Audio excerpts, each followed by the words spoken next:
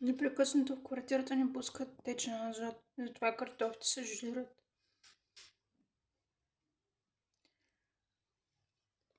Не стига киселините, радиацията, киселините, дето разлагат тежки метали, толкова силни киселини, изгаря ми хранопровода, раздрънкани са ми белите дробове и непрекъснато ми създават проблеми на очите. Не стига, че за Йордан Николов, заради Йордан Николов, ми отлепиха ретината. Той е умствено изостанал идиот, който не стига, че не разбира от техника, не разбира от счетоводство. Счетоводният сметкоплан не знае една сметка, защото е умствено изостанал. Не знае една дума на английски език, още е живял в чужбина. Не е могъл да запомни нито една дума. На това отгоре учил ветеринар, където приемат с чисти двойки и излизат болни от мелингит, също като него. Умствено изостанал буклук. Работата си я върши толкова. Сутрин излиза към 8-9, към 11-12 се прибира при жена си, после пак излиза уж на работа, колата само краката и после към 3-3:30 се прибира. Той защото нищо не прави. Защото никъде. Обаче за убийство пръв. Това буклук, умствено изостанал буклук. Не спира да ме убива. Тая долнопробна измет.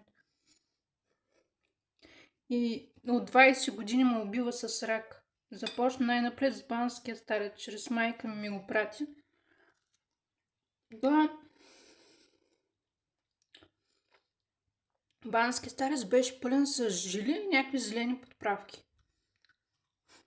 Ужас! Беше някакъв жив кошмар. 3 дена непрекъснато разстройство и повръщане. От тогава, от 20 години, не е спирал да ме убива с рак.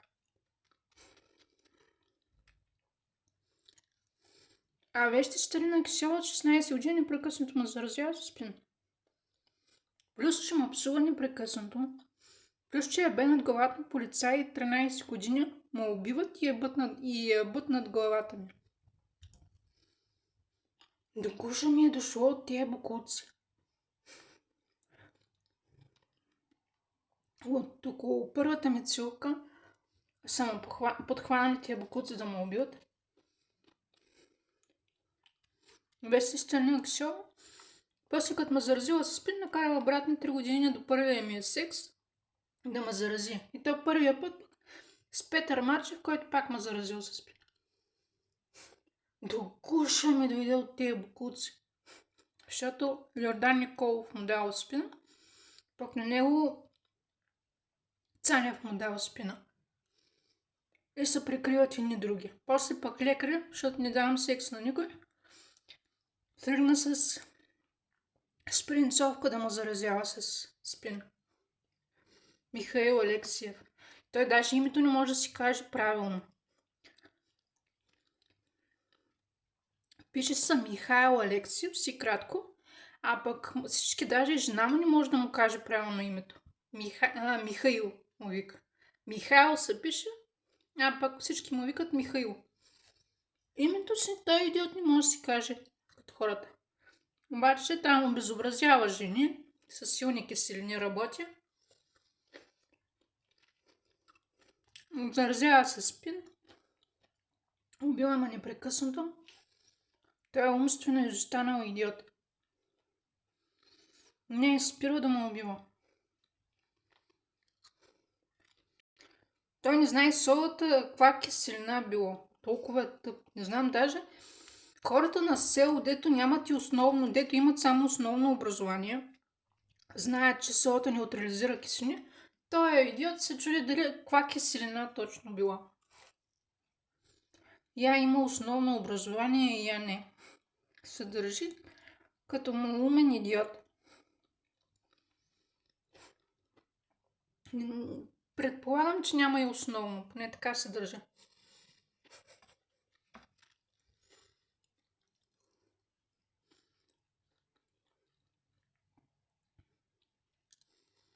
Ето. Течен азот непрекъснато пускат. Ето, картофите се огъват.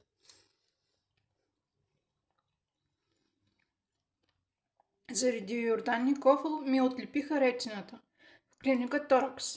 Не може да е бът курвата му. И ми вика, че усещаш вятъра с очите си. Накрая ми го казаха.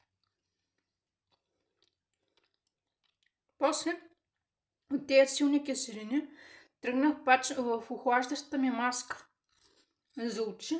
Тръгнаха да слагат допълнително киселини. Хем знаят, ходих, Пумбал и Сул, царица Йоана. Знаят, че очите ми ирис самия е разслоен, ретината, и изсветлява ириса ми. И се вижда една сила светлина. Не могат с лазер да ми прегледат очите. И той идиот тръгнал да слага още силни киселини, да могат да бъдат бокулците, защото за нищо не става. Нямам намерение да ги търпя повече тези бокулци. Ето, течен азот, плътността на костите ми е около 13, а за жените на моята възраст трябва да е между 16 и 19%. Не стига, че ставите ми, сухожилията се блокират от течния азот и не мога да ги движа. И умирам от адски болки, на това отгоре плътността на костите ми се изкарва. Директно с течния азот.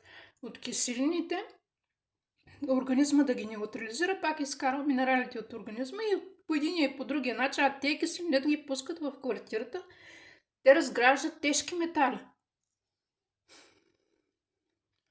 Тия бокуци са серийни убийци и изнасилвачи, ма изнасилват 13 години. Най-много при апартамента на майка ми, заради Йордан Николов, град Стара Загора, тогава най-много ме изнасилваха. Те са родени изнасилвачи и серийни убийци. Йордан Николов и жена му приличат на тези серийни убийци, дето се занимават с бежанци, ги прекарват през граница и се ги затварят там в Декстър. Сериала Декстър. Единственото, което го свързва с жена му, това е, че искат по-висок стандарт на живот да имат на гърба на обикновените хора и ги убиват. За такива бокуци става на въпрос. Серийни убийци. Те са серийни убийци. Цанев пък е триликия. Он Декстъра. Психолозите са тея бащата и сина, дето слагаха черен печат на един кон. Там бащата диктува нещата и сина изпълнява.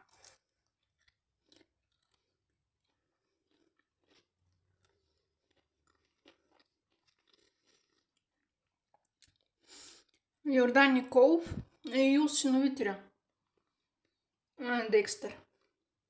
А мен му представят като майката на Декстър. Защото цял живот съм се грижила за брат ми. А той не го заслужава.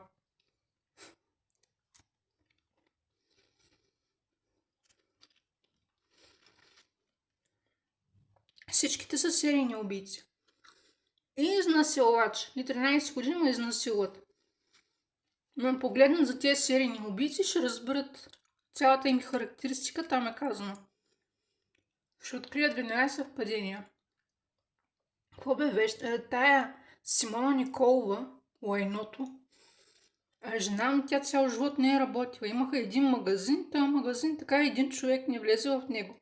До икономическия техникум на пъпа на града, на най-елитния техникум, някой да влезе, защото те не стават за нищо, защото те малумни. Той един бизнес не може да завъртят като хората, защото умствено изостанали, знаят. Те са селни не стават даже. Учили във ветеринарния, повечето хора след ветеринарния стават селни, ма тях, защото ги мързи да работят и са селни не стават. Тия бокуци. За нищо не стават. Симона Николова я чука луд, болен от спин, циганин. Най-пропадналите бокуци я чукат. Някакви дърти пенсии, някакви дъртаци. адвокат или климат и не могат да си кажат името като хората. Камо ли да свършат някаква работа. На най-пропадналите бокуци дават, пък дъщеря им още по-пропаднала и от жена му. Тя дъщеря му изобщо като чуи цифри, веднага пита в колко часа и къде я проституира. Така си изкарала средното образование. Уж в икономически е учила, с 300 зора изкарала тройка, но чрез проституция. Иначе си е за чиста двойка. Като видела цифри, се объркала още повече. Затова логически игри не играй. Защото умствено изостанал буклук. Идиот. Ако трябва да свали някакъв файл, да го набере, не може да го набере. Единствено на компютъра, ако му е направено, като го цъкне, автоматично да го сваля някъде. Но ако автоматично не е настроено, тя не може да го свали, ми вика техник да изсвали един файл. То другите хора са си играли файл по файл всичко да направят. Тя един файл не може да свали. Не може да подреди информация, трябва да е на PDF, защото ако са отделни страници, тя не може да ги свържи, въпреки че има цифри. И ако не е написан, примерно, файла, този файл за какво, тя няма да разбере какво гледа. Толкова е тъпа тая дърта патка. Тая дърта пачавра. За нищо не става този буклук. И 1000 деца да има, никога няма да знае как да си гледа децата. От захранване нищо не разбира. Толкова е тъпа. Тая дърта патка. Конфуции, някакви логически игри. Музика, освен чалга, никой друга не слуша. И всички майстори, дето са в града, всичките са чукали. Ама тия най-пропадналите, дето не могат да мислят за нищо. Дето са обумни. Най-прости, най-неадекватните буклуци. И от дискотеката не излиза. Само им ближи лайната в тоалетните дискотеките. Нищо не става от тези буклуци. Умствено изостанали идиоти. Тъпанари. А мен продължава да ме убиват. Разстроят ми нервната система, пускат аерозолно. Ми треперят ръце, крака. Да обикалям непрекъснато чрез ампулата, лекарствата, да се успокоят, защото са смъртни присъди тези буклуци. Като станаха по над 100 смъртни присъди, спря да ги броя. От буклук по-долу. Полицаите, Йордан Къл, вещи Сталина Кисел, наистина Къл. Защото умствено изостанете изобщо не могат да мислят. И да са гледали нещо, не могат да кажат какво са гледали. Не могат изобщо да помнят. И не могат да разберат другия как мисля. Защото са обоумни. Те не са свикнали да ползват мозъка си за нищо. Свикнали някой наготово да им прави нещата. Защото нищо не става за тези буклуци. Вместо мозъци имат лайна. Като има проблем някакъв, копелето Нина отива по дискотеките и им ближи пенисите. Само някой да й свърши работа, защото тя не можела да мисли, защото била от най-слабоумния буклук от града.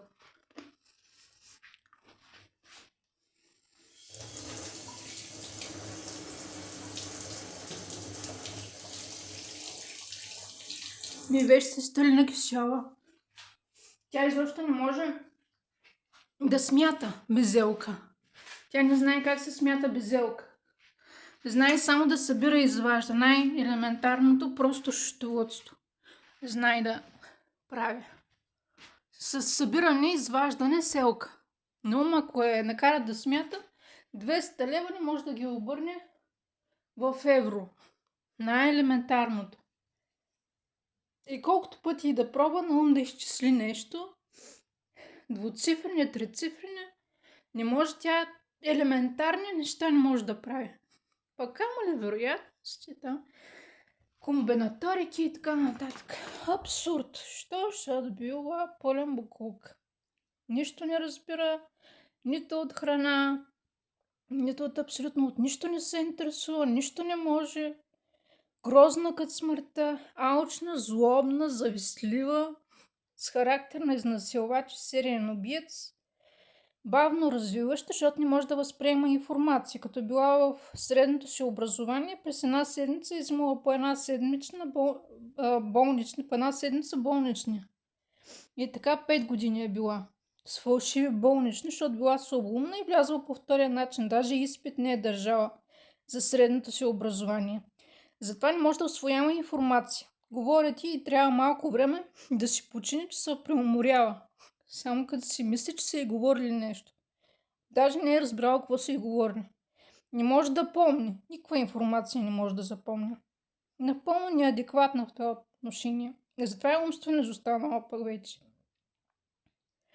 И слабоумна. Слабоумна, защото не може да усвоява информация, не може да помни и не може да мисли. И гламава, защото разчита другите да свършат някаква работа, защото тя изобщо за работа не става. За рисуване не става, за работа не става, за приказки не става, за грозна като смъртта. Вместо лице има задник. Като се сложи черна права коса, прилича на крокодил с перука. Толкова е грозна и отвратителна. А като се гримира, прилича на пропаднала циганка.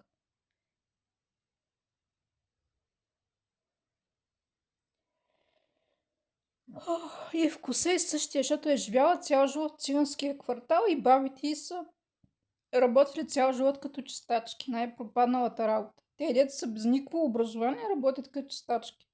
Защото ни кадърни. Защото не стават за нищо. И тя на същия къл като тях. Пълен буклук.